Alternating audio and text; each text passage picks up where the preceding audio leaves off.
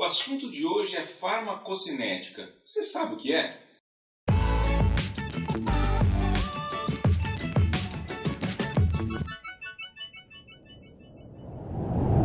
Olá, sou Michel Haddad, médico psiquiatra e faço parte da AMPSI. Embora o nome farmacocinética sugira algo complicado, na verdade se refere ao que acontece com o medicamento uma vez que ele é ingerido, ou seja, que o nosso corpo faz com o medicamento a partir desse momento. Existem fases que são fundamentais nesse processo, e essas são a absorção, a distribuição, a metabolização e a excreção. Cada etapa dessas tem uma particularidade. Vamos começar pela absorção. A absorção do medicamento depende da via pela qual ele foi administrado, que pode ser oral, sublingual, muscular, venosa. São alguns exemplos de vias de administração. Um medicamento que é usado por via sublingual, só para você ter uma ideia, costuma agir muito mais depressa que um medicamento que é engolido, ou seja, administrado via oral.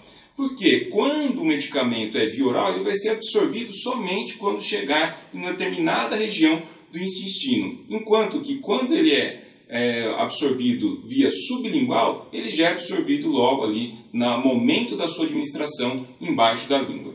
Já alguns medicamentos psiquiátricos injetáveis no músculo pode levar muito tempo para ser absorvido. E eles são chamados então de tecnologia de liberação prolongada. Eles têm uma tecnologia que fazem com que a sua liberação desse fármaco seja bastante prolongada, como por exemplo o haloperidol decanoato. Você já ouviu falar nessa medicação? Nesses casos é muito interessante, porque o paciente ele vai absorvendo as doses necessárias diárias enquanto essa injeção dura no músculo deste paciente. Ou seja, ele não fica nem um dia sequer descoberto do seu medicamento até a próxima injeção.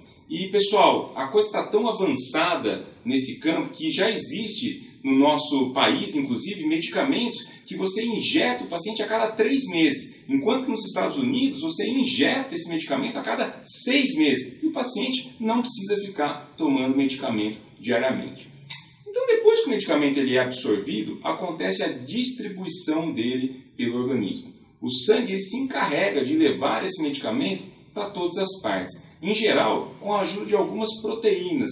Lembrando que os medicamentos em psiquiatria, na sua grande maioria, são lipossolúveis, conseguindo atravessar facilmente a barreira hematoencefálica para agir no sistema nervoso central, onde interessa mesmo a ação desse medicamento para a gente aqui quando a gente fala de neurociência e psicofármacos.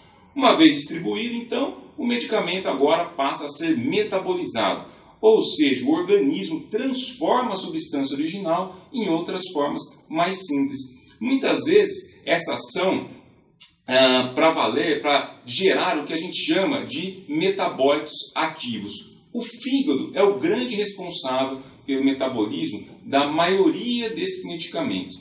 E vale lembrar que qualquer problema hepático, uso de álcool, próprio consumo de cigarro ou outros medicamentos que estejam por ali, por outras razões, pode influenciar o metabolismo que é realizado principalmente por um sistema enzimático chamado citocromo P450, que fica lá no fígado.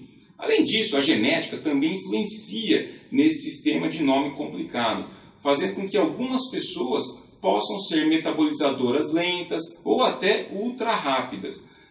O que significa isso na prática? Um paciente com variações genéticas pode ter efeitos colaterais, por exemplo, com determinados medicamentos, porque ele fica um tempão no organismo para ser metabolizado, se esse paciente é um metabolizador lento, ou quase efeito terapêutico nenhum, porque o medicamento é metabolizado muito rápido e vai embora logo, no caso dos metabolizadores ultra rápido. E finalmente, depois de tudo isso, o medicamento precisa ser excretado, eliminado do corpo. Em geral, quem se encarrega disso é o rim. Por isso, pacientes com insuficiência renal precisam muitas vezes de mais cuidados pelo médico na hora de escolher a dose. E é por isso também que sempre pedimos para os nossos pacientes manterem-se bem hidratados. Bom, agora você já conhece os caminhos pelos quais a medicação percorre.